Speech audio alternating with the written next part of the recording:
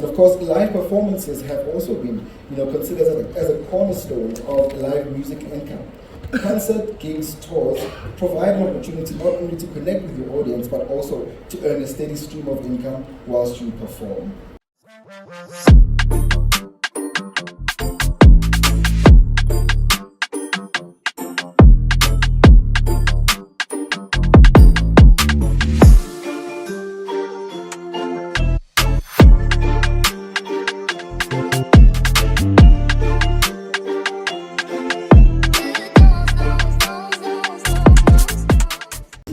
My name is Pesima Bandu, and I'm going to be your program director for the day. I'm so glad to be here with you because I too am curious about the knowledge that our panelists have and they've prepared to come and share with me and you and the rest of all of those who will be joining us across social media. So I'm going to introduce the panelists who are here with me today. The focus of our conversation now is going to be the business of entertainment. We're talking about money. Money is very important because without it, you're going to find it difficult to buy your guitars, to buy your instruments, or to even get to where you need to get in your personal life and in your creative life. So understanding how to manage your money will allow you to have a successful career as an artist. And these guys know all about that. I want to introduce first, not because the only lady, but because it's important that we do so. It's all the way to Lushabani. She's in the middle. I think I'm not going to let you go out for break if you're not responsive. And then of course Ziwe and Chiba on the other side. And Ngwako Malakalaka on my immediate left. It's important that you remember those names because when you want to ask questions later, you must tell me who you want to ask a question to. Otherwise, I don't allow you to ask questions because that tells me you were not listening to who I said they were. Is that fair? All right. So I'm going to, how we're going to do this, they've got a lot of knowledge that they're going to share with you. I'm going to let them speak each 5 minutes. Is that fair?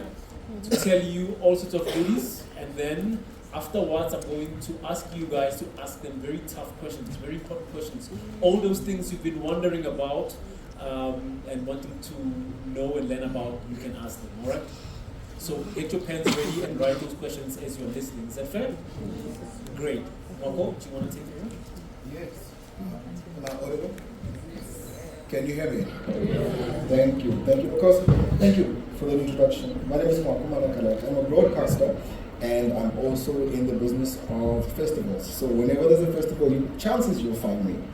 And I want to talk this morning about the definition, in fact, the various streams of income. We've often heard, side hustles, etc., that this is that conversation that you really want to get into. And I want to start off, with a few definitions of what is revenue versus passive income. Revenue, long and short, is the gross income before you pay your expenses. It is the financial gain through sales or services that you've rendered. And if we're talking about passive income, we're talking about income that is a great way that helps to generate extra cash flow. It literally helps you get through the tough times because you either have a proper 9 to 5 and then you've got that side hustle that then helps you pay for your bills. That is your passive income. And now for artists, I've compiled a few of this income that I know a lot of us are artists over the weekend, and most of us have jobs that we really don't want to do, but they got to get done, right? So the first one would be performance royalties for artists. These royalties are an important source of income for musicians, of course, because they are earned when your song is performed live, whether it's used on the radio in a movie or it's used as a song in a concert, because then the songwriter earns money. They're a crucial income stream, and in fact, a crucial income stream for the musicians in the evolving music industry, compensating creators. And of course, there are also another publishing royalty that independent musicians are entitled to get, when this music is performed publicly. And of course, live performances have also been, considered as a cornerstone of live music income. Concert, gigs, tours provide an opportunity not only to connect with your audience, but also to earn a steady stream of income whilst you perform. Streaming and digital sales also part of a streaming revenue, and in this digital age, the music has had a dramatic shift, I would say, towards streaming platforms like Spotify, Apple Music, YouTube Music, Bandcamp, and Amazon Music, and artists are able, to earn a living through those streams.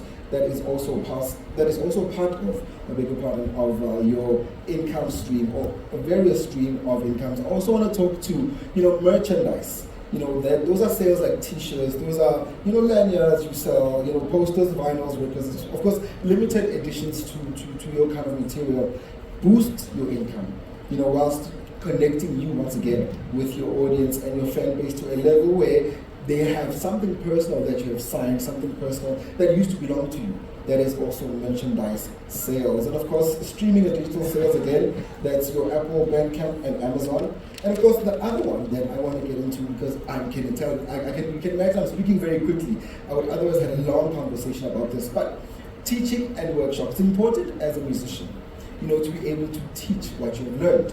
I mean, I see a couple of musician friends of mine in the room, and they are also educators when they are not performing on stage. So it is one of those interesting income streams, particularly when you have done, your qualifications and whatever, whether it's music performance or it's music theory, to be able to teach someone, an instrument, which is then guaranteeing you an income, a passive income, whilst you are working the other jobs, whilst you're trying to make your dreams come true, performing on the Joy of Jazz stages.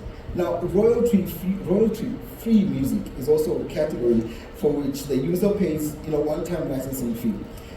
So, for example, if you are going to be streaming a concert on Bandcamp, we pay on Bandcamp to watch your concert, and it will stream for that hour, and that's it, and you get all the royalty. I beg your pardon.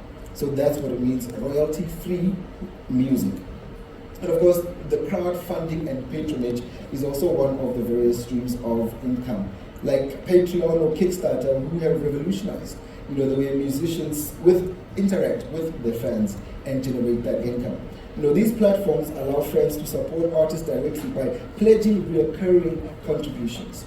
And I'll stick to Patreon and Kickstarter because I know that OF is also one of those platforms, but we're not talking about that today. And of course, in conclusion, the music industry, offers multiple avenues for musicians to generate income and build a sustainable career. And by diversifying all these that I've spoken about, as part of your revenue streams, you can create financial stability and, of course, while continue to pursue your passion for music until you make it into the big time. Thank you, President.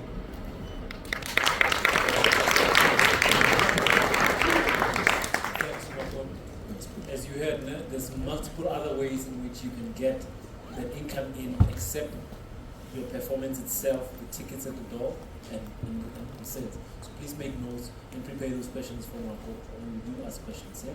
Good morning. Hi, everybody. My name is Chantal Mavimbela. I am a radio presenter and podcaster.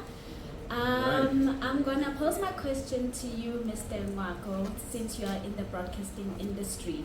Not all of us have a 9-to-5 job. Not all of us are working. Most artists come to my podcast telling me, I don't have money to even pay radio stations for my music to be out there. Since I'm a podcaster, I work a lot with artists, right? And they don't have money to even give me thank you for the interview and things like that. So now, as podcasters that are upcoming, how do we help artists that don't have money at all, that are struggling? If you can just give me that advice, that would be great. Thank you. Okay, quickly. First and foremost, you shouldn't be paying anybody to play your music.